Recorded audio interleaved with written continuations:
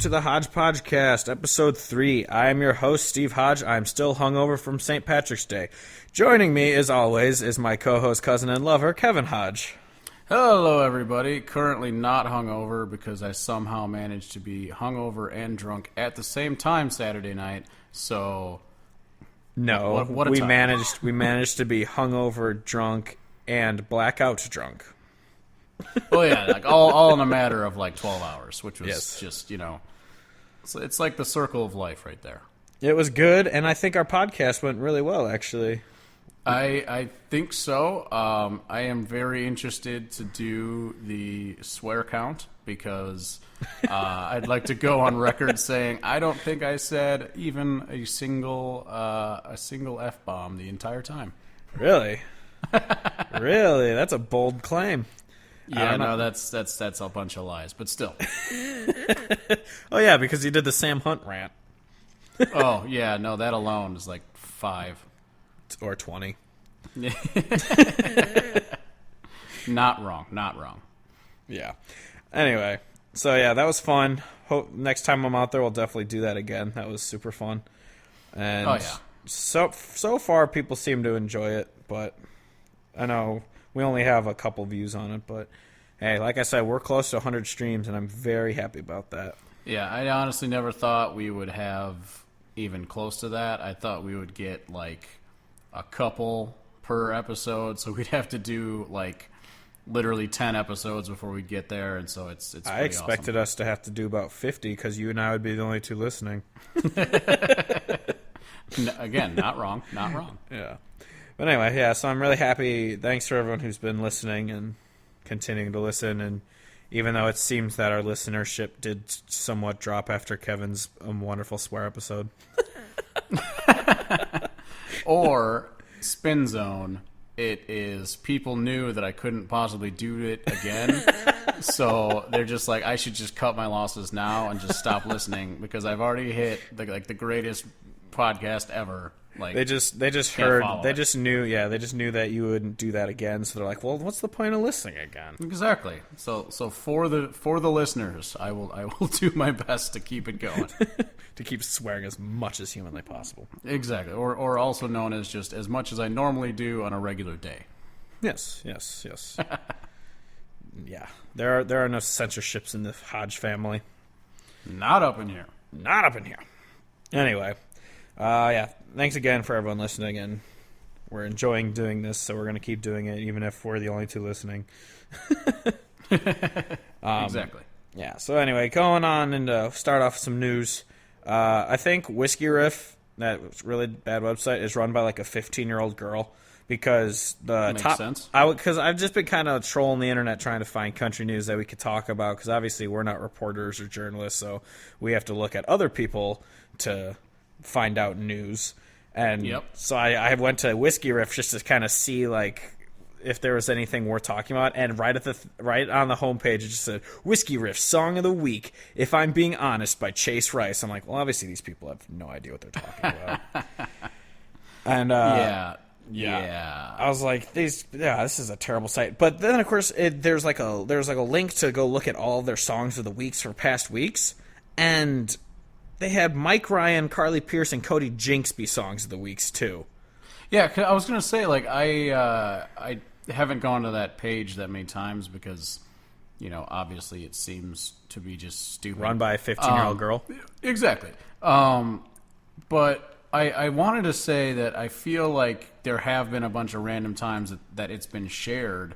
Like, I know at least, like, Luke Combs has been the artist or song of the week or whatever. Yeah. And so I feel like sure that's how I too. saw it. Yeah, so I feel like that's how I saw it, and I was like, oh, I don't know what this Whiskey Riff thing is, but I'm going to check it out and see. Yeah. But then it was the same thing where, like, I think I went to it, and it was like, here's the one bit of them trying to make sense like they know anything, and then, like, it was bookended by terrible, terrible songs. I'm like, okay, not actually going to use this as a reliable news. Because I'm pretty sure they also had a list last year of like top upcoming artists you should check out in 2017 or whatever. And I know like Cody Johnson and Luke Combs were both on it, and I think Carly Pearce was, and a couple other, like, and maybe even Cody Jinks. Like, they're all on it, and so like I'm wondering if they either I feel like you have to be in the know to know these artists. So I think what they do is they know these good artists, but then they have like the gossip magazine type artists out there. I can't think what they're called. The tabloid artists. That's it. Yeah. Like they have those artists out there just to get hits. Because obviously Cody Jinks and Cody Johnson aren't going to bring in as many hits as Chase Rice and Luke Bryan. Yeah. So I think that's what it is they probably do know what the hell they're talking about, but they have to have these crappy songs on there to get people to come to the site. Which I understand. However, you cannot try to claim to be any sort of reputable country music outlet of any sort and have such a, Jekyll and Hyde pile of shit kind of like song selection. Like what, the best country album of all time, you mean? Well, we'll get to that whenever we do Zach Brown. We'll probably do that in like May when his new CD comes out. Yeah, but like, basically it's like, okay, so if your whole site's purpose is supposed to be like, we're going to talk about legitimate country music, you can't be fishing for followers by putting shitty artists out there, because that's just undermining the entire point of having said, site. And so maybe their thing is really not about trying to, deliver the best songs to their, viewers or whatever, but I don't know. I think they're just which is totally fine if you want to stay in the entire realm of country, if you include traditional and pop, but like, I honestly don't, like I said, I don't really look at the site that much, so I don't know if they've had, like, reviews, because if you go to the page and they're like, oh my god, Sam Hunt's new CD is a 4 out of 5 stars, and Cody Jinks is a 4.5 out of 5 stars, it's like, no, you can't compare those next to each other, unless you have, like, in the genre of, like, it's like, Cody Jinks, traditional country album released, whenever, and then next to Sam Hunt, where it's like, Sam Hunt, crappy pop album, released whenever. Like, that's the only way you could to say that it's the same, because you can't judge those two country albums together, quote unquote country, if they're not both country and they're not both quality, because Cody Jinks could perform the fucking circles around Sam Hunt. Oh yeah, and not even just country. I just mean even just in general. Oh yeah, no, it's basically just what they're doing is. It's kind of like, it's a saving country music style thing where they try to show all these different artists and albums, whatever. Yeah. But unlike saving country music, which will rip apart anything that sucks, they're also parading the stuff that sucks. So it's just like, okay, you don't have any credibility because you just apparently are going to share everything ever and just kind of go all over the place. Yeah, it would be like, the way I could think of it, it would be like if you had I'll just say because we're homers, but if you had like a Chicago Bears blog of like how much you love them, and then all of a sudden you're just like, oh my god, I love the Packers on the same site, like you would get dismantled if you did that. Like, you would have no credibility if you're like, because you the Bears both. are the best team, and yeah, exactly, yeah, go Bears.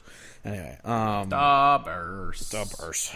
But yeah, so that's what I had because I was just looking through it, and pretty much all the sites are on there. Like, the only one that's consistent is Saving Country Music. Even if we don't agree with them all or him all the time, it's still a consistent website. Well, also Saving Country Music is one writer, whereas I'm sure Whiskey Riff has probably 25 people. You probably got the guy in there who's traveling Texas looking at all these awesome artists, and then you got the 25-year-old sorority recent graduate who's just like, I love Sam Hunt. Carrie Underwood's legs are great.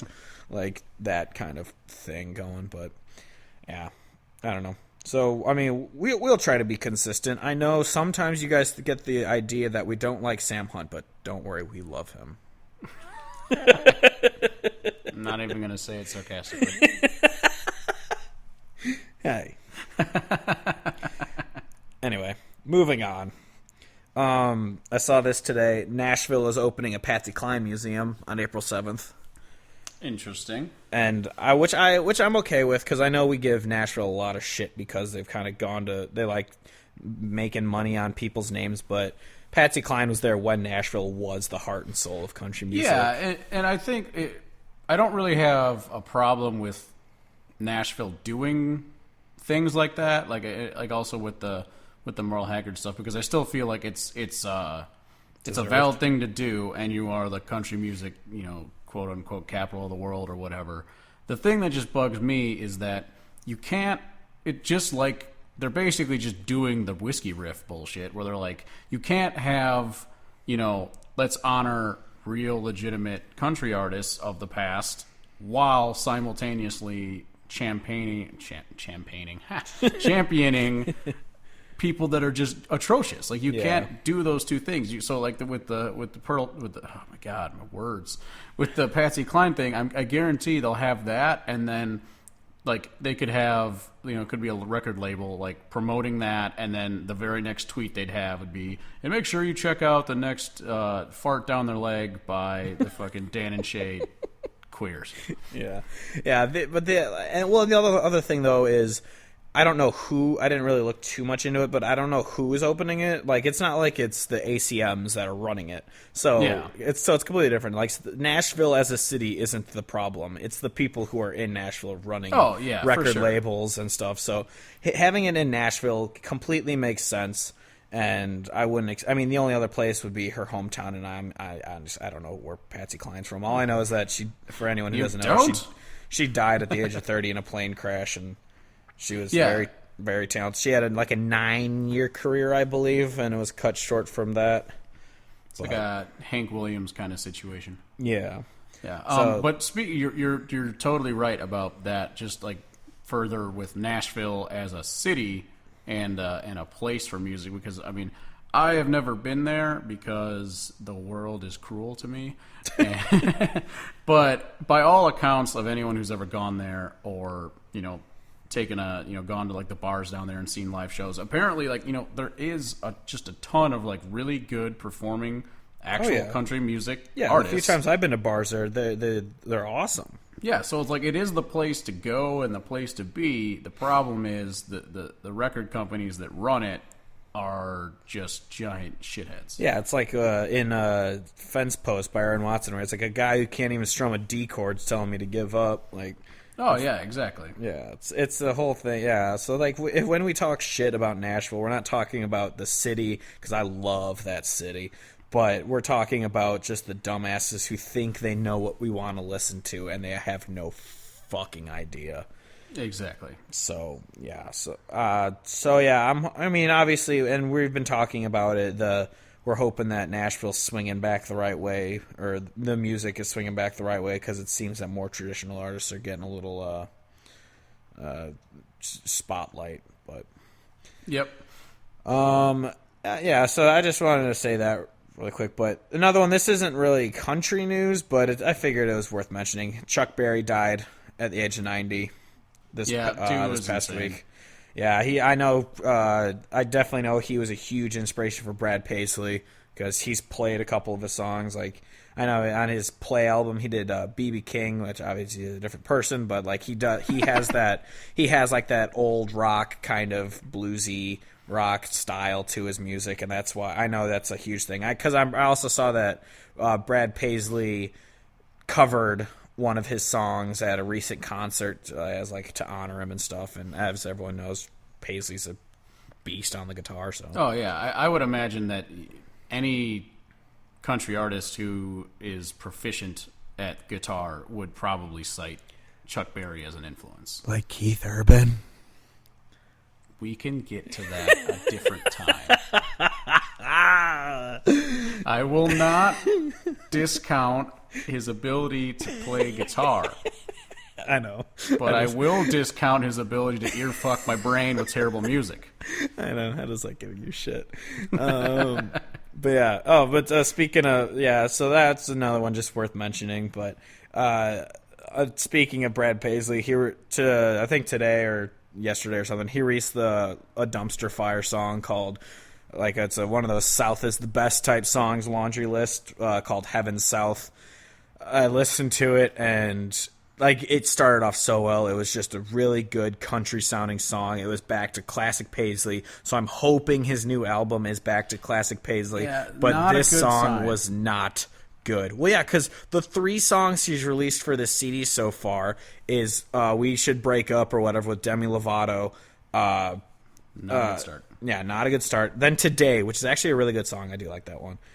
And then Heaven South, which is just I mean, it's catchy, but just listening to the lyrics, it's just another, like...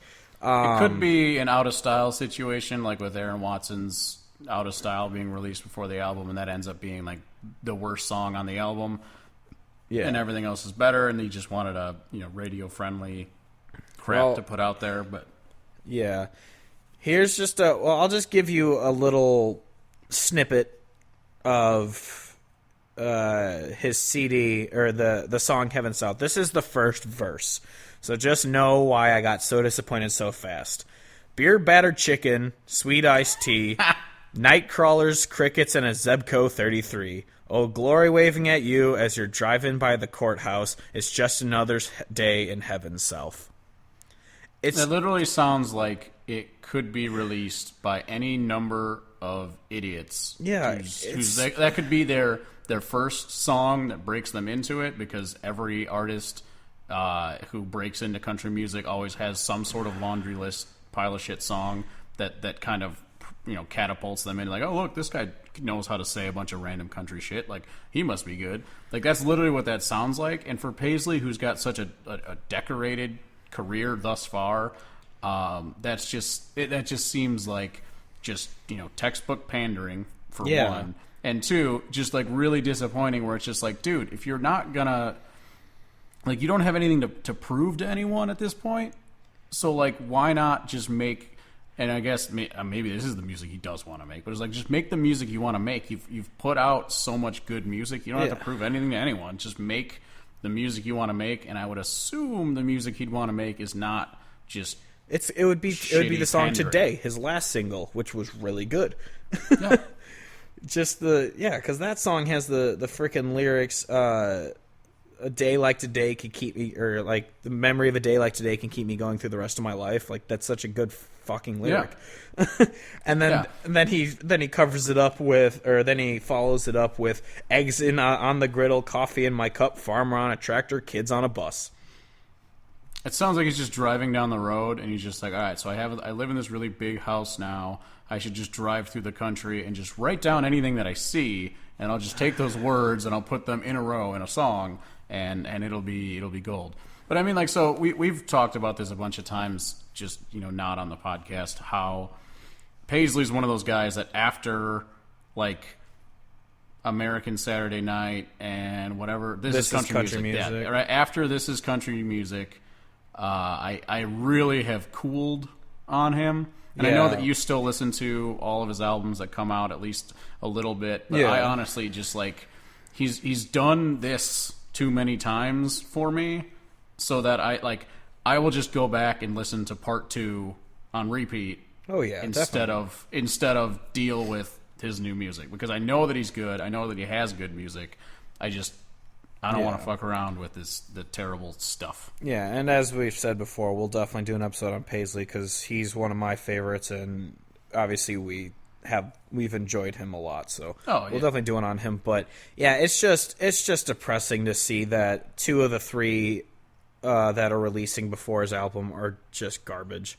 Because that Demi Lovato song, the only thing I liked about that song was the guitar riff was really cool, but outside of that, it was just a bad song. Yeah. And I think it was one of my favorite points I saw. It was just like, Brad Paisley is singing about makeup sex with a girl who's about as old as his daughter, or like who could be as old as his daughter. Yeah, he's in his 40s and she's in her 20s. Yeah, that definitely relates back to shit. I don't even know who we were talking about.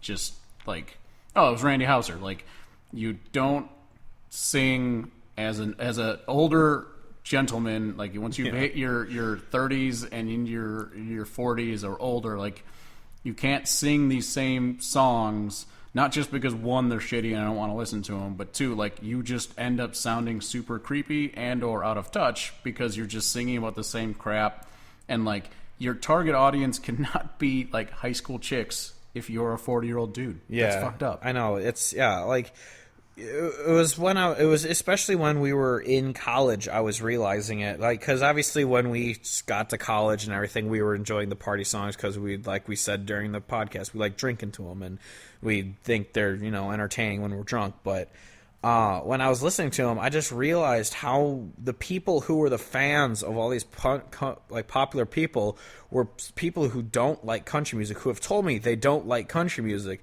but they like these, and they like going to things like Country Thunder because they're parties. And it's like, Yep. And so when you have those drunk people paying all this money to go to these festivals and stuff, that's what the execs see, and they're like, oh yeah, we got to pander to these college kids because they're the ones buying tickets. Because the older people are going to where we go. They go to small honky-tonk bars to see the smaller artists who aren't raking in tens of millions of dollars a year. So they're saying, why the hell should we put money towards a guy who's going to pull in, $2,000 a night at a concert compared to a guy who's going to pull in $200,000 a night at a concert or $2 million a concert? Like, they just obviously, I know, I understand it's a business, but you have to realize that you're going to get more people to these smaller venues or to the artists in the smaller venues if you expose them a little more. Yeah, and I just, not even caring about the business end of it. It's just like, you are not respected if this is the route that you want to go on. Yeah, exactly. Yeah. Like that. Like I understand from a business standpoint, you want to try to get as many human beings to these shows as possible, but if you're going to make a shit product and only market it to, teenagers, you've kind of lost all the respect that you could have. Yeah. And it's just kind of, I don't know. Well, I was thinking about this on the way home, actually, from Davenport when I was driving back through Batavia. It just popped into my head. Can you imagine someone like George Strait, say if he were, coming up today rather than in the 70s and 80s. If you were coming up today, could you imagine someone his age now singing Country Girl Shake It For Me on stage? Like, it's going to be like Luke Bryan has to get good songs back out on the radio, because in 10 years he's going to be irrelevant, because no one's going to want to listen to a guy in his late 50s singing to 20-year-olds saying Shake It For Me, because he's just going to be the creepy dude. And it won't even matter because they don't even give a shit about the words. They just want to stare at him in tight jeans on stage. But when he's a 50-year-old dude, they're going to be like, I don't want to do that anymore. Yeah, exactly. And so it's like, you have to make good music again because you don't have anything else. Exactly. His relevance is going to be just nothing. And so I was thinking about that. So that's exactly what I was thinking about. Like, it's one thing if these guys are still handsome in their early 40s, but the second you peak and you start getting old and you're just, putting facelifts and plastic surgery and stuff to try and look young and relevant, no one's going to care anymore. Oh, yeah. No one will care. Your career is dead in the water if that is what you are. So that's why I think I was listening. Oh, it was because the song Hunting, Living and Fishing Every Day or whatever that Oh, my song God. is. That's the name of the fucking tour. Yeah, it's not good. But I mean, honestly, I do enjoy the song. Other than that line, it's a decent song. And so I was thinking that song when it came on, I was like, see, this is a song he could be singing in 10 years because it's not about a girl or anything. It's just about him living his life in the country, and that's what I like about it. Like it's not a great song by any means, but it's not terrible compared to what's that one that just started off like Kick It Up Now or whatever that. Kick the Dust Up. Yeah, Kick the Dust Up. Such a terrible song. In 10 years, he's not. That song is going to be forgotten about. He's not going to be able to perform it at concerts. It's going to be a dead song. So the fact that he, has hunting, living, and fishing, whatever, that song can survive in the future. That's a good one. Do I can survive in the future. Well, because that's an actual legitimately good song. Well, yeah, Do I is a great song. We'll definitely talk about that whenever we do a Luke Bryan episode, whenever. But, so, like, those are songs that can survive a long time. But, but Country Girl Shake It For Me is a song that's going to die because no one's going to want to fucking listen to that. Oh, yeah, for sure.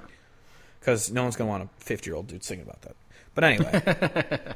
I went a little off topic, but and the last thing I had to say for news was I just saw this Gooch and the Backstreet Boys are set to perform at the ACMs, furthering the fact that the ACMs are a cesspool of worthlessness. Okay, yeah. So, shit. What were we saying about? Well, first episode we talked about how I believe it is the ACMs. They like legitimately didn't even nominate Sturgill for best album. Yeah. Despite the fact that he won the Grammy in that category. And so that makes absolute perfect sense to me because they don't understand what real music is. It is all just a gimmick for ratings. And they are just trying to get people to pay attention to them because they have a just absolute crap product, so they have to just throw shit out there. Yeah, and they're the same ones who just out of the blue announced the new winners of the 3 different categories that we talked about last week because apparently they don't think that's worth televising. Oh, exactly. So they're just going to try to fill the whole thing with random shit like having... I mean, and again, I have jammed out to Backstreet Boys before. Yeah, don't get me wrong. In the 90s when we were 7 years old. Yeah, but don't get... What I'm saying is, like, don't get me wrong. I'm not trying to hate on other... styles of music for simply existing. Yeah. It's just, what are you doing trying to like, what are you, like, that's not country. And you can't try to tell me that the Backstreet Boys are going to come out on stage and just be like, you know what? We're really feeling like we're just going to play Misery and Gin by Merle Haggard. That's the song we chose. That's what we're going to play. Like, there's no way that anything like that happens. So it is just going to become a... Gooch song is going to just seamlessly transition into a Backstreet Boys song because they both have crappy it's going to go beats, freaking... and it's going to make perfect sense, and it's just going to be like, this is why that's not country music, because that doesn't make any sense. Yeah, it's going to be like, this is how we roll, and then it's going to go, I want it that way. There's something like... It's just That's in sync. It is? No. That's Backstreet Boys. Is it? No, I don't know. I don't care. It's New Kids on the Block for all I know. Anyway, yeah. So, the thing I noticed is, I might be completely wrong, and I'm sure it's a very slow step up if it is a step up. Is that the CMAs seem to be trying a little bit to better their lineups and what they're doing on the show and who they invite and everything. They seem to be trying to do better, whereas the ACMs are just still trying to ride out the bro train as long as they can, and then at the top of it they'll say, and Chris Stapleton will perform, just to try and be like, no, seriously, we try and care, but we really don't. Oh yeah, for sure. Like, yeah, they just seem to be fuck them. I don't care. Yeah, screw them. Anyway, so that's all I had for news. I just thought I'd throw that on there because I saw it as an article, and I was just like, oh, what do you know? A pop band is letting a boy band join their pop act, and they're going to be less country than they already are. Yeah. The only bit of news I have is I was forced to listen to part of Spotify's quote-unquote hot country playlist today at work. Yay! And spoiler alert, it was terrible, and the only song I had saved from the whole playlist when I went back and looked at it was Hurricane by Luke Combs. I did not have a single other thing saved. And did you find out what the Dierks Bentley song was? Yeah, and I was going to not tell you so that I could tell you now because you said you liked the song Black, and that's totally the song that it was. Oh. So I was listening, and I heard, to be fair to that song, it was like really, it was quiet. I was in work. Someone was playing it off their computer, and it legitimately sounded to me like the drum beat from a pop song, like not a country pop song, like a straight up pop song. Well, that's... And I was just like, what playlist do you have on right now? Like, what is this? And she's like, this is hot country. This is Dierks Bentley. And I was just like, oh, Dierks. Oh, man. Yeah. Well, that's why Saving Country Music that's like the first bad rating he gave him. Like, he told him he was like, he usually starts off an album with some bad single to try and get it popular, like Drunk on a Plane or 5150, or he does like some bad song to get it on the radio, to get his name back out there, and then he releases a good album. And then he went, except for this one. And I was like, well, I don't know. I liked that album. I mean, yeah, there are a lot of bad songs, and I can understand... I can understand like the kind of the fake drum beat that goes with Black. I do hear it, but I just still enjoy the song. I think the words are not bad. I just do not like much of the song itself, like at all. Yeah. Like even like when he sings the part like where he just says black like twice, like like the range that his voice goes around during that part does not seem to have any direction. It's just kind of all over the place, and so it's just kind of like, Make all my right, heart go black. well, because it's literally like what it sounds like. It's just all over the place, and so when I listen to it, I'm just like, okay, I can understand the lyrics to this song having some sort of meaning, but this is not a good song.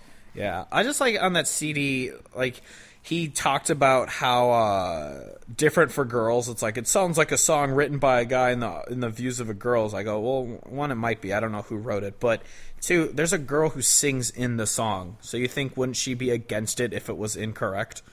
Like it's not like they sat her down and forced her to sing this. Like I wrote this, but you will sing it. It's a song she sang. So I think it's a little more accurate than, and I'd like that song, but that's the one with L. King, I think is the girl's name or whatever. But honestly, I don't think I've listened to any other part of that album. I just heard that in passing. One song on there. This was back before Maren Morris released her album, because the on the CD there's a song that has Maren Morris featured in it.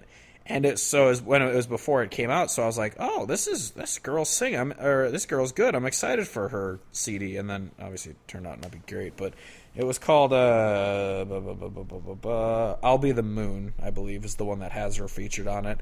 And I thought it was a good song. I mean, the CD itself, yeah, it's the weakest one he's had in recent memory with Dierks. I don't know really the last one I disliked by him, but I still enjoyed it, but yeah, it doesn't surprise me that that you only had one song saved from that playlist. Yeah, so that was only my bit of news was shocker to the world, a country playlist, quote unquote country playlist on Spotify called Hot Country was just hot garbage. Oh, actually, since you mentioned that, I was going to mention it later, but I could just say it now. How Brett suggested that we do. Oh yeah, shout out Brett. Good idea. Yeah, so we're gonna probably do that. I can make it, or you can. I don't care. We're gonna make a playlist of all the songs that we talk about how we like on this CD, on this podcast, and make them into a playlist. And probably won't delete any. We'll probably just add to them every week. I would say we'll probably add to them every time we get a chance to add to them after we record and we have it in our minds. But then maybe pull some off after we get several episodes down the road, but probably not delete them for a long time. But yeah, it's basically just going to be a compilation of, I don't know if it'll be every single song that we mention because we kind of go on tangents and mention songs here and there. It'll probably be like a good 5 or 10 of the artists we discuss, and then maybe some from the things we're listening to segment. Yeah. Like it won't be like if we're talking about news, we won't be like, so Brad Paisley had this CD, this song out. Like I won't just be adding Heaven South just because we mentioned it. Yeah, exactly. So basically the gist is, and shout out again to Brett for giving this suggestion. It should be like that should be the go-to. Like if you think that our opinions on country music are valid, give it a look, and that should give you an idea of the kind of stuff that we think you should try checking out based on what we've talked about so far. Yeah. It's a really solid plug right now because we don't have a name for it, so it'll probably just be called the Hodgepodge playlist or something like some. I don't know. Well, I'll put it up on the social medias when it's actually up and live. So just kind of look forward to it. It'll be cool. All right, so shall we get into this week's topic? Let's do it. And I'm excited for this one. All right, yes. This is definitely one we were looking forward to discussing. This is kind of the first artist that we're going to talk about who isn't super mainstream. So this is the main reason we wanted to make this podcast, was to try and, because obviously everyone knows who Eric Church is if you listen to country music. But we wanted to. Wait, was this Eric Church? But we wanted to start off the podcast with someone who we knew a lot about and then everyone knew about, so it could be kind of an easy transition, because we didn't want to start off like, oh, John Moreland, he's great, and everyone would be like, I don't know who that is. But seriously, Oh yeah, well we'll John definitely Morland. we're so doing an episode Fantastic. on him. But so we wanted to start off with someone easy that everyone knew and that because me and Kevin both know pretty much every single song by our church. So we wanted to do someone who we knew a lot about, and so we started off easy with that, and then obviously we wanted to do drinking songs for St. Patty's Day because it was fitting. But then but this is like the first kind of real episode of us talking about people who we want to, even if Jason Isbell only gets 5 more fans from us talking about him, I'm totally fine with it because that's 5 more people who know good music. Because like from my perspective, it's honestly not even. I mean, I want Jason Isbell to have more fans because I think he's amazing. But it's also like I think like becoming a fan and listening to Jason Isbell music will like. That I like to sound as corny as humanly possible. Like that is a good thing for humans. Like people need to do that. Yeah. So like if you like country music, your life will be bettered by Jason Isbell, which is also when I feel like time to put out the disclaimer that his songs are just tremendously sad most of the time. Yeah. So it'll make your life better, but not because he's going to cheer you up. Yeah, exactly. Yeah, he's just good. So yeah, we'll get into it. But yes. So Jason Isbell. He was born to a teenage parents who divorced early in his life. They were 17 and 19, I believe. And that's actually where the inspiration of the song Children of Children comes from. Yep. And he was born in Alabama, which Children of Children is a great song. So obviously that's from Something More Than Free, I believe. Or is it? I believe that's correct. Yes. And so that's a great song. But we'll get to his songs in a bit. We just kind of want to do a little bio on him. He's born in Alabama. He first played the Opry when he was 16. Not bad. Yeah, and then he joined the southern rock band, the Drive-By Truckers, in 2001 at the age of 22. And within that band, he married and then, divorced Shauna Tucker, a member of the Drive-By Truckers as well. Yeah, subsequently, that's it. But speaking of the Drive-By Truckers, I wanted to say, like, the fact, because I didn't know that he was part of them when we saw them as part of, them opening for Eric Church 2 years ago. Well, I wasn't anymore, but... Well, exactly. Like, I didn't know that he was at any point, because, I didn't know them, and I still don't really know the Drive-By Truckers at all. Yeah. But... all I could think about, like, after finding out that he used to be in that band was, like, can you imagine how amazing it would have been if he was still in that band when we saw Eric Church? I don't think he was a singer, though. I think he was just a guitarist, wasn't he? Oh, was he? I thought he was a singer, too. I actually have no clue. I don't know, because I'm not sure, but I just saw that before he joined the band, he would just kind of sit in with them and play guitar every once in a while. Which would make sense. He's really good at the guitar. Yeah, so that's what got their attention to get him in the band was the fact that he played guitar with them. So I don't know if when he joined the band he sang at all, but I think he was just... Sure he did at least backing vocals. Or, whatever. Probably. But right now he's currently married to Amanda Shires, whom he married 2 days after finishing recording the album Southeastern, which we'll get to. But then he left... that happened later. That's 2013, or 2012? Anyway, but he came out in 2013. Yeah, he left the Drive-By Truckers in 2007, and he released his first solo album the same year, which was called... I just lost my freaking... Sirens, something. Starts with Sirens. Yeah. So, yeah, whatever. Anyway, sorry. We're really good at this, I know. You said you took notes. Yeah, it was... Sirens of the Ditch, yeah. I looked that up faster than you did. I knew. Well, no, I had it written down. I just forgot where I wrote it. Oh. And then the one thing I found interesting about that CD has the song "Dress Blues" on it, which Zach Brown Band covered for the record Jekyll and Hyde, which was the only song on that CD not written by Zach Brown. I didn't even put 2 and 2 together, but that's one of the songs I wrote down as I love that song. Yeah, that's the only song not written by Zach Brown on that CD, which is actually pretty cool. So they have a Jason Isbell song on that dumpster fire of a CD. Respect. Yeah. But I was gonna say Spotify's confusing and has his CD split on Spotify, where he has his 2007 album Sirens of the Ditch, 2013 masterpiece Southeastern, and 2015 album Something More Than Free. They're under Jason Isbell, But his 2009 album, Jason Isbell and the 400 Unit, the 2011 Here We Rest, and they're both under the Jason Isbell and the 400 Unit. Because Southeastern and Something More Than Free weren't recording with his backing band, the 400 Unit. So that's why they're labeled differently. But I just wish they would put them together on Spotify. So you could just go through all of them. Yeah. But so they're under two different things. So if you look up Jason Isbell on Spotify, you'll see him twice, and that's why, because those three of his CDs weren't recorded with the 400 Unit. But his new one, the Nashville Sound, does feature them. It is Jason Isbell and the 400 Units. The Nashville Sound is the CD, which comes out later this year, and I'm so excited. Seriously, so pumped. It's been 2 years since Something More Than Free, and I want more. Yeah. Speaking, though, of the Nashville Sound, he states on Rolling Stone Country that this album will be an up-tempo and loud, quote-unquote, because it's where his life is right now. So he's not, because since he got married right after Southeastern, he has a kid now, because remember, his wife was pregnant when we saw him in Texas.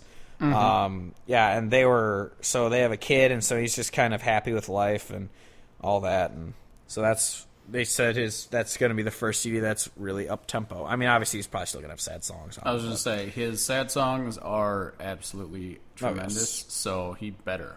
Yeah. And then, so I know we both had this written down. In 2012, they had an intervention for him, and he entered rehab for alcohol and drug addiction, which is where he found inspiration for Southeastern, which he wrote pretty much right after he got out, and now he's still sober to this day. He's a Democrat. Sorry, Kevin. Which explains why he was on Colbert doing that hilarious video that we both watched. Where, if you guys want to check it out, it's just called Jason Isbell Releases the Saddest Song Ever, and it's him recording like a quote unquote 2-hour or 200-hour song or whatever, where he just puts every country cliche in it, and it's really funny. Yeah. He's great video. One thing is, even though he is unknown pretty much in country, we consider him a country artist because he opened for Willie Nelson when we saw him, and he's better than most country artists out there right now. Yeah, he's technically Americana, I guess. Yeah, he's technically Americana, which plug to just Americana music as a whole. Yes. If people are not aware of this like entire genre, it's tremendous. It's basically like your more folksy, rootsy country music. Yeah. So like a lot of the artists are not like rednecks. They're just kind of like hippies, I guess would be a good way to describe it. But the Americana, they're Willie Nelsons. Yeah, but the Americana genre is like so much about the songwriting and the musicianship. Yeah, so definitely. It's not terrible. It's like not the pop country. It's not the pop pageantry bullshit, as Sturgill Simpson called it. Yeah, exactly. So like Americana music is tremendous, and so Jason Isbell's won a bunch of Americana awards. Like they have their own, their own version. I was going to to say that he's won 6 Americana awards since 2012, and has been nominated for 5 more since 2009, including Song of the Year, Album of the Year, and Artist of the Year. I think he's won album and song twice and artist once, maybe, I think it was. I didn't write that down, but yeah, he's won 6 and was nominated for 5.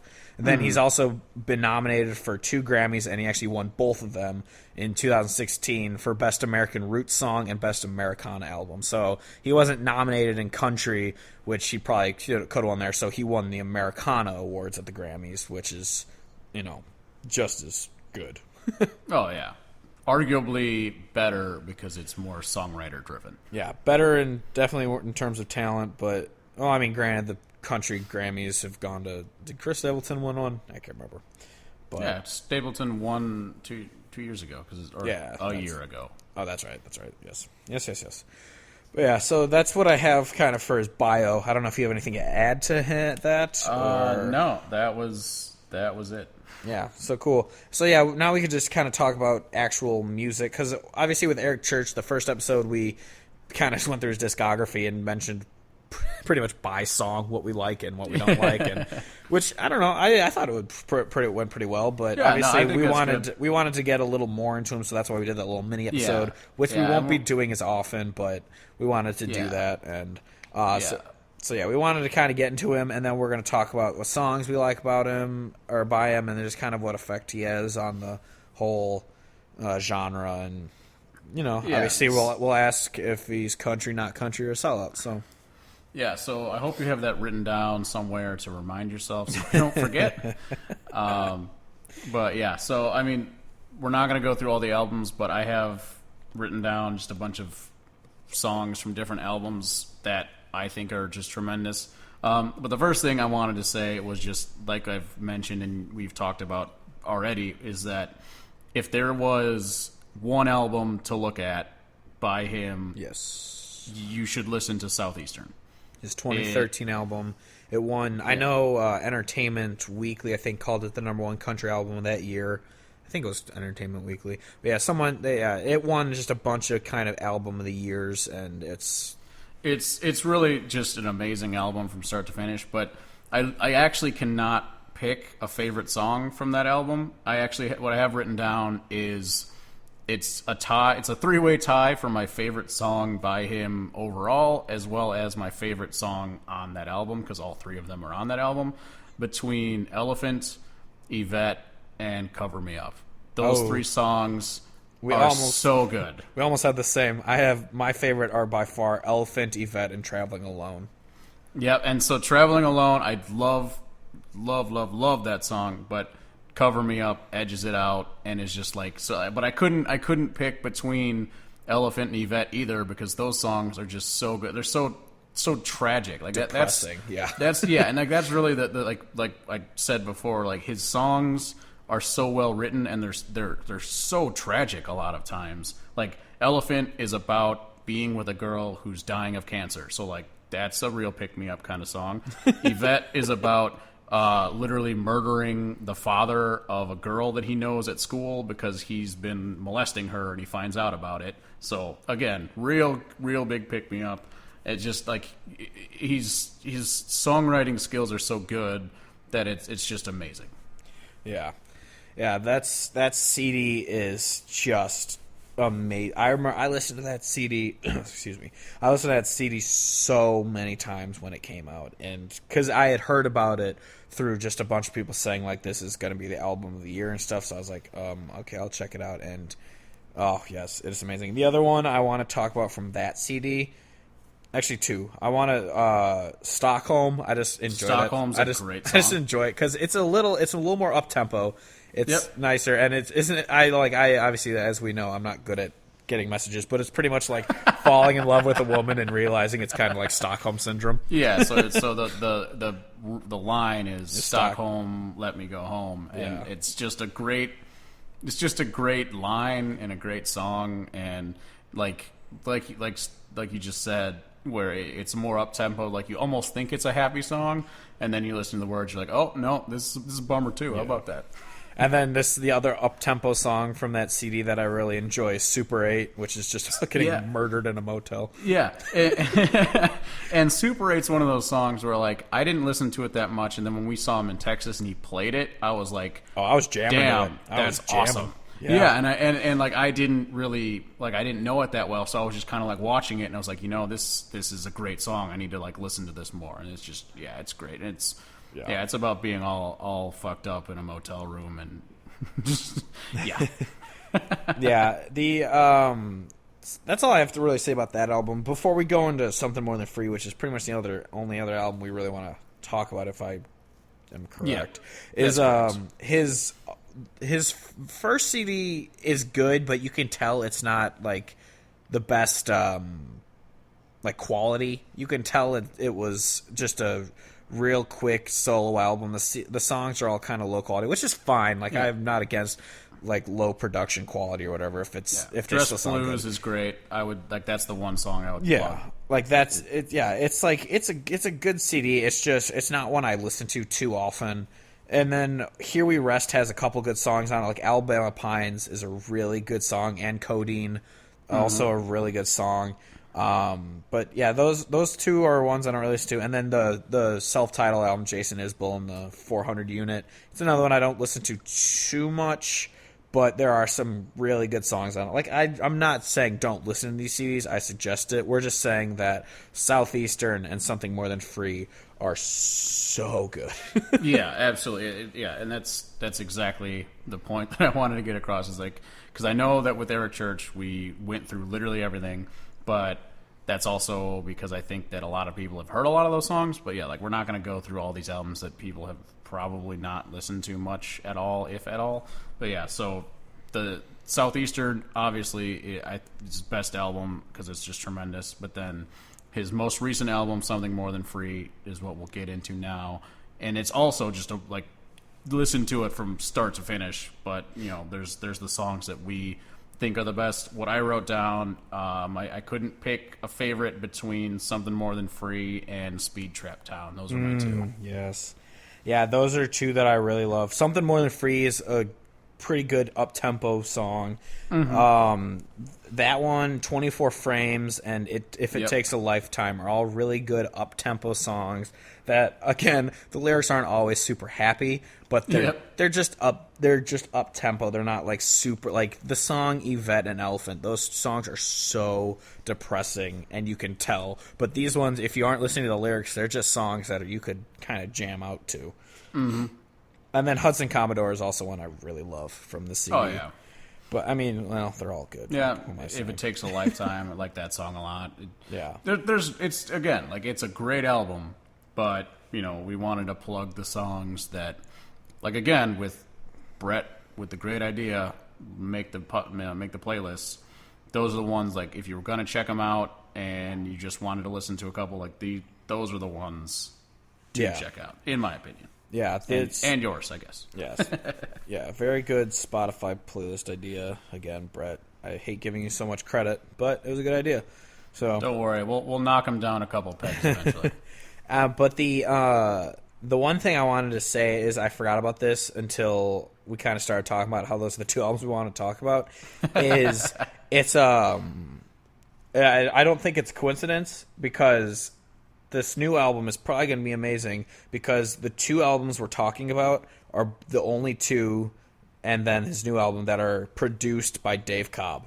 Oh, yeah, Dave Cobb. Because I don't want to speak unintelligently and not and put credit where it's not, but I'm 90% sure that Dave Cobb, he produces a lot of things, and I want to say that he also produced some Cody Johnson. I want to say it was either him or it was someone else that was really good. I don't know about Cody Johnson. He might have, but I know he did do Sturgill Simpson, Chris Stapleton, and Whiskey Myers. Ooh, maybe I'm thinking of Stapleton. Maybe and Shooter Jennings, but yeah, maybe not Cody Johnson because he's independent, so maybe he doesn't even have a producer. Yeah, I don't know how that whole thing works. But I was going to say, I know for a fact that he's got some really legitimate, awesome artists that he's worked on. He's also done, I just kind of went to his page. He also did 1,000 Horses, Lindy Ortega, and Corb Lund. Okay. So a lot of names that I don't know a lot of songs. You know Corb Lund. I know, but I don't know who Lindy Ortega is. Oh, she has a song called Tin Star. It's amazing. I might put that on the playlist. The lyrics are I'm just a tin star getting lost in the Nashville stars. Or I'm a tin star getting lost in the Nashville stars. It's like pretty much she talks about how she's going broke living in Nashville, but I think she says the songs are running through my veins, so she can't give up. And it's just like, it's an amazing song. Even though she did give up and she went back home to Canada. But, she did it because she knew she could be more successful as an independent artist rather than trying to suck up to the Nashville crowd. So she just ended up picking up and leaving. But she's a solid choice. She's an incredibly talented songwriter, and I'm bummed that it kind of didn't work out for her down there. But yeah, I'd definitely suggest checking out the song Tin Star. I'll put it on the playlist. It's amazing. All right. But yeah, I think that's all I really had for Jason Isbell. So Yeah, last thing I wrote on my notes was just that he's the king of sad songwriting. Which is he really is. And again, Yeah, I don't think I can say anyone more. Yeah, well, we've said a million times already that sad songs are just better songs because they are. But he's one of those guys where you listen to him, and if you actually listen to the lyrics, they're just so well written that even though it's sad, and so I'm not trying to make everybody who listens to this podcast just be depressed all the time, but you just have so much more appreciation for songs that are written that well and have that kind of emotion built into them, because I can't imagine being able to do that. Yeah, the only person I would even put on the same level of songwriting ability to sadness ratio is the golden ratio. Is John Moreland.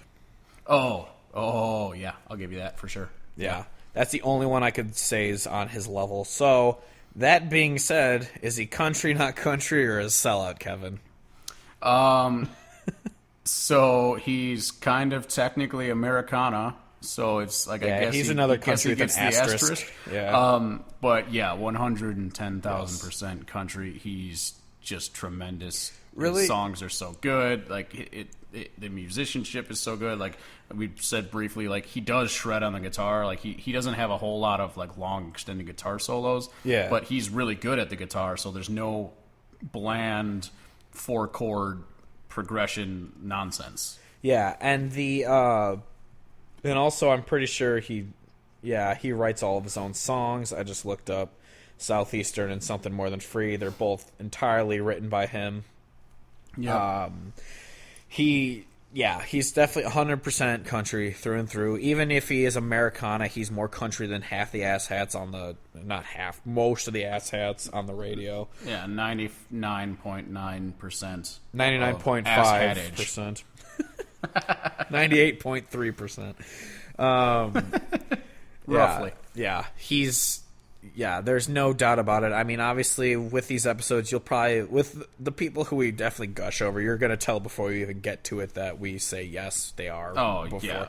But the thing about it is we're not actually, seriously answering this question if you haven't really guessed. It's just kind of all right, I'll plug another podcast because I love it. It's called The Weekly Planet. I've probably even mentioned on this podcast that when they do movie reviews, they just call it best movie ever or worst movie ever, because everyone on the internet, after a movie, they'll go, that was the best movie I've ever seen. Or, that was the worst movie I've ever seen. So that's their rating system, even though obviously if they go, yeah, this movie was okay. It was best movie ever. That's that's how they judge it. So that's pretty much what we're doing is it's country, not country, sellout. Obviously, we'll get to a sellout artist down the road on our podcast. We will. So that's pretty much what it is it's just kind of a black and white, because that's what the internet comments are on every single thing you see about it. I avoid Facebook like the plague now, but every post you see where they talk about some artist, you have half the people commenting, oh, this person's not country, and half the people commenting, this person's so country. So I wanted to do country or not country because to the internet it's so black and white, whereas it's no, you can hate an artist or you can hate songs by an artist, but that doesn't mean they are just in total suck, except Sam Hunt. But true. So we just kind of wanted to make it a black and white thing, even though it's not super black and white. To basically just use instead of saying country not country sellout, we could just say I like them, I don't like them, I used to like them. Because that's basically what it ends up being, is if it's a sellout artist, any sellout artist that we do on here likely is someone that we used to like back in the day and they had good songs, and then they just sold out super hard and ruined my fucking will to live, Luke Bryan. It's just we'll get to that one for sure. That's going to be a fun episode. Oh, God, yeah. Yeah. So, all right. So we've answered the big question, and we've talked about Jason Isbell. No, we went over this. I like saying Isbell because that's what I thought it was, and I'm not changing now. Fair enough. All right. Yeah, so we can move on to albums that are coming out within this next week. This will be coming up Thursday, so tomorrow will be technically when these albums are coming out. First up is Jessie Coulter's The Psalms. And for those who don't know her, she's probably best known for being married to Waylon Jennings from 1969 until his death in 2002. Yeah, so she's got to be pretty damn old at this point. Yeah. And I listened to the song she had released on Spotify, and every song is based off of a psalm in the Bible. And so they're like gospel songs, which it's not my cup of tea, but I mean, it's good. It's a good CD. She's a great singer. The songs are good. It's just I'm not one to listen to gospel music. So, yeah. I mean, even though that is a root of country music is gospel, so obviously I'm not against it. It's just not what I'd sit down to listen to. So, yep, which is fair. Yeah, and then next is Ray Lynn. Oh fuck. Yeah, her CD Wild Horse. She lost in the quarterfinals of the second season of The Voice. If you don't know who she is. Oh, I didn't know that was it. I just know that she's got some terrible single that was out there like a year ago or something, and it was just like, oh, I didn't plan on having my ears bleed, but I guess that's okay. Yeah, I listened to what was on Spotify. She has like 4 songs leading into this CD, and some of them were real bad. Do you have names of some of them? Because there's one song in particular that I cannot remember the name, and it was just absolute trash. And I really feel like we cannot let this chick go without just destroying this one song.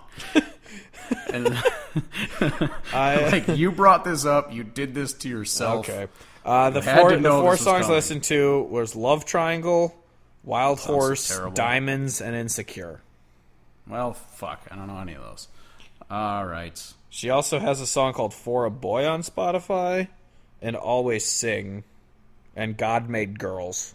That's it. God Made Girls? That's it. Oh, I don't know. That's just another one. I didn't listen to that one. I'm sure it's terrible, but the ones I listened to, they weren't good, but they and they had like poppiness, but I think it was like poppiness to the level of Cam, where they weren't like just god awful like Lady Antebellum, Carrie Underwood type pop, but they weren't good. So like, it's not something that would make me want to kill myself, but it wasn't. It's not something I'd ever listen to again. So yeah, I just remember it was on the radio. I want to say that it was when I was down in Oklahoma City a year and a bit ago for work, and so like I just had a rental car, and so I just turned the radio on because like it was a rental car, so I didn't have any plugs or anything to use my phone. And I want to say that it was one of those where it was like, you know, emerging artists, you know, iHeartRadio, whatever the fuck, you know, plug. And she came on and sang this song. And first of all, like, I just feel like her voice is super goddamn annoying. So, like, there's just that. Like, it just is not good to listen to. But then it was just, yeah. So, yeah, I just don't have an opinion on her. She's whatever. Me neither. Yeah. And then next is an EP by Jacob Davis called What I Want to Be. I don't know. He has 2 songs on Spotify, and they're both a hard pass. So, finally, this is the last one I want to talk about, even because he's kind of an unknown. I just discovered him when I was looking at the CDs that are coming up. A guy named Lee Kernaghan. He has an album called the 25th Anniversary Album coming out, which means he's been around for 25 years. But so I was like, it also could mean that he just turned 25. Yeah. But so I looked him up. He's an Australian country artist.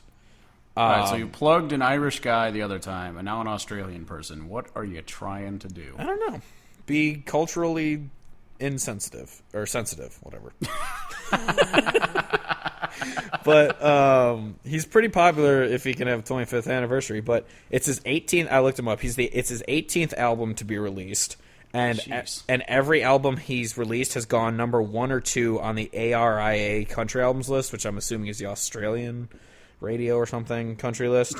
And his last CD, Spirit of the Anzacs, went number 1 on the RIA albums list. So overall in the country, it went number 1. So obviously he's pretty popular. And I actually listened to a couple of his songs. Actually pretty good. He's just legit country. He's all right. Australian dude who plays real country music. I'll give it a look. Yeah, but look. speaking of which, since we had to kind of rush out early last week, I know I mentioned them, but Alex and Beck Crook, I don't know if I mentioned it, they were also Australian. Oh. Yeah. Well, huh. Yeah, they had a song, I don't know if you ever checked it out, they had a song called Suitcase on YouTube. It was pretty good. But They had a song called Suitcase too? yeah, that one was actually pretty good, though. I was going to say, because did not like the Mokler one. Yeah, I know you didn't. Hold on, I'm just looking back at last week because I was seeing if there's anything I wanted to say that we didn't get to last time. Oh, we didn't get to do what? All right, let's just move on to what we were listening out to. Yeah, yeah. I'm gonna say what I was doing last week too, just because we didn't get to really talk about it last week. But yeah, I was going to do the same. yeah, well, last week I'll start off. The only person I was really going to talk about that I just kind of wanted to mention was this artist called Hannah Rose Platt. She was she followed the podcast on Twitter, so I was like, I know people just do that to try and get followers, but I decided to go to her page to check out. And she's from the UK, so another international person. Damn it, Steve. And she has a song called 1954, which is actually really good. And she has a CD out on Spotify, but it's like kind of like I said, like it was a low quality type, low production song. So like you could hear her voice tremble a little bit. You could hear like the little imperfections in the songs, and it just sounded really cool to me because it sounded genuine. And so I actually really enjoyed listening to her. And so I just kind of saved the song, and I've listened to it a few times. And so her trolling our page to get a follower actually worked and got a couple listeners. Because she's one of those artists who has like, I think she has like 1,000 followers on Twitter only. Like it's not, I mean, obviously more than us, but and then no, we have way more than that. Oh, nice. And her Spotify page is like one of those where every song says under 1,000. Like it's one of those, and so I don't know. I listened to it. I was actually a pretty big fan, but okay, that's what I had from last. That's what I had from last week. So. Last week, I was going to talk about, which I feel like we also just should talk about in general, was just jamming out to Sam Outlaw. And yes. First of all, I thought his name was really goddamn stupid because you can't just be like, I don't know if this is his real name or not, but it sounds like a stage name. His name's Sam Outlaw, and if you're going to call yourself, like, something outlaw, like, you better be really damn good. Yeah, Justin Moore. You just look like a giant douche if you're not. Yeah, Brantley Gilbert. But Sam Outlaw is great. His song Ghost Town is the song that I think everyone should listen to because that song is fucking amazing. Yes. Pretty sure he's got an album coming out at some point later. Anyway, Tender Heart. You're on top of the dates.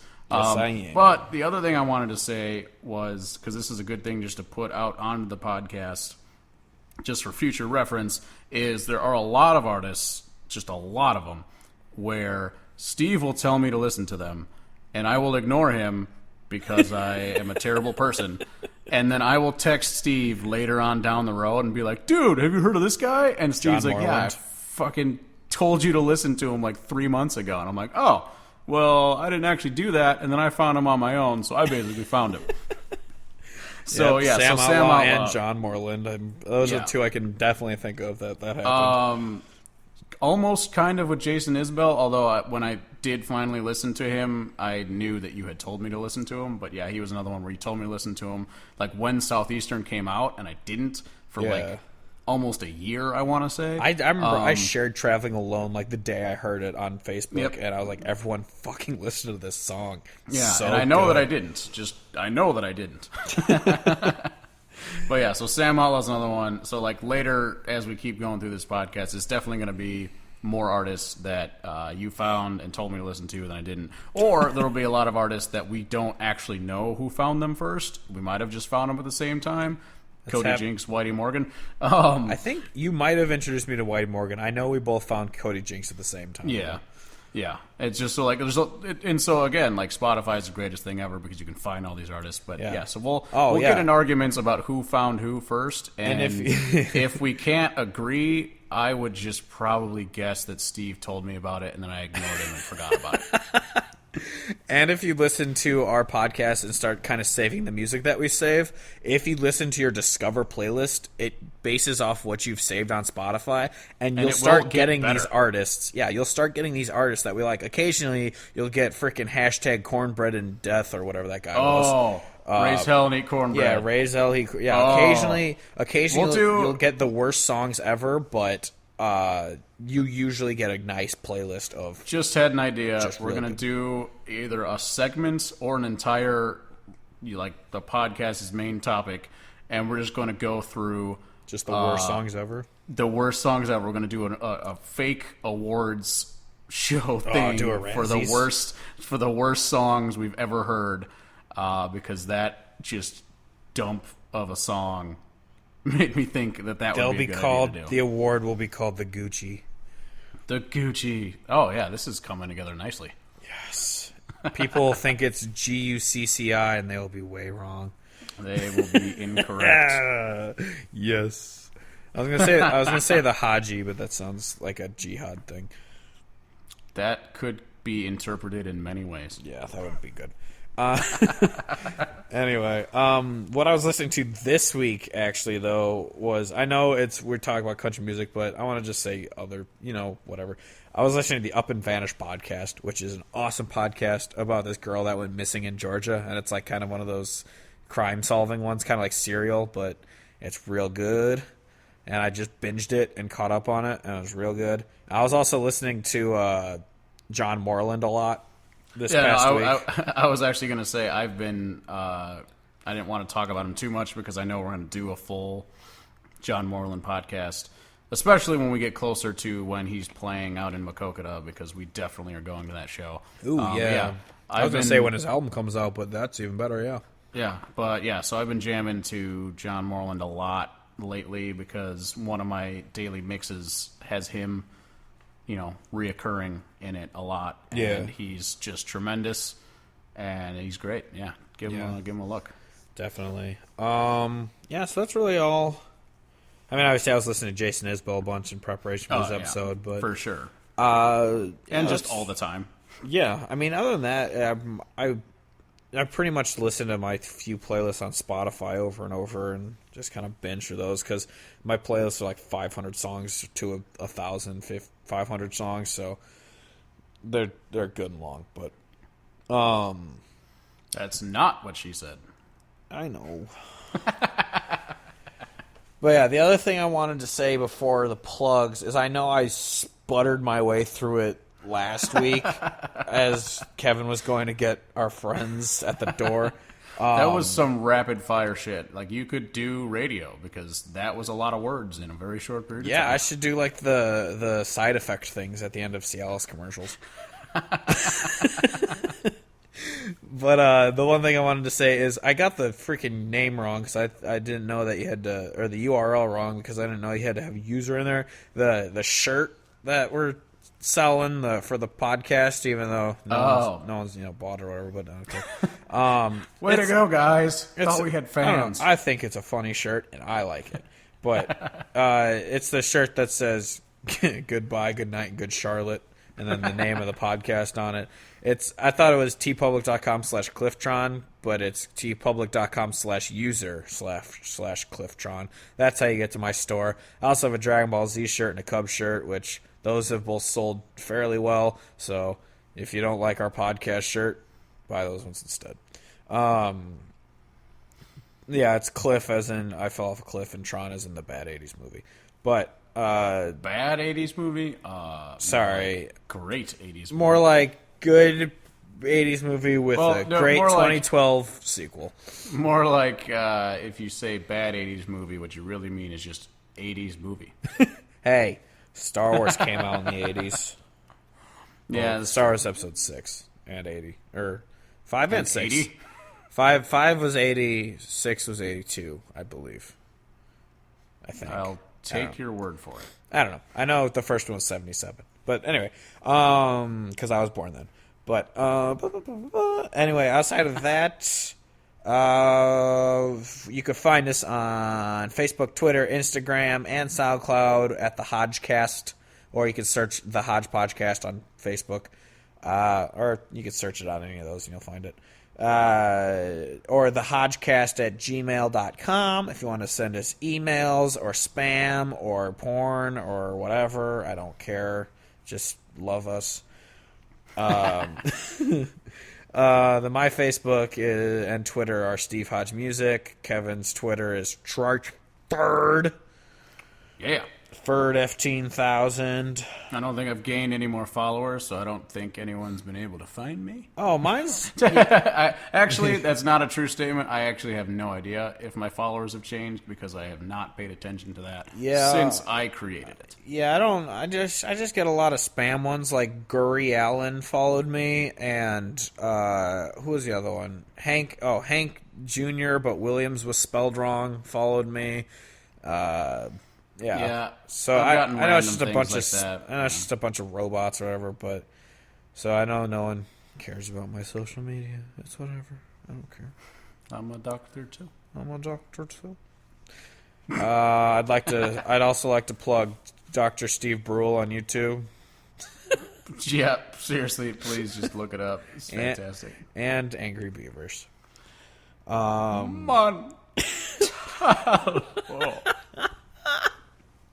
The day the world got really messed up, everyone needs to watch it. It's hilarious. But anyway, that's about sums up the retardation of us. So,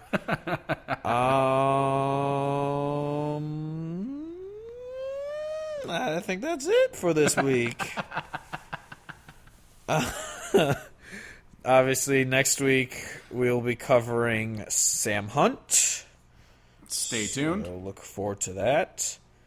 And outside of that, I am Oxnard Montalvo. And I am his manservant, Manservante. So until next week, goodbye, good night, and good Charlotte.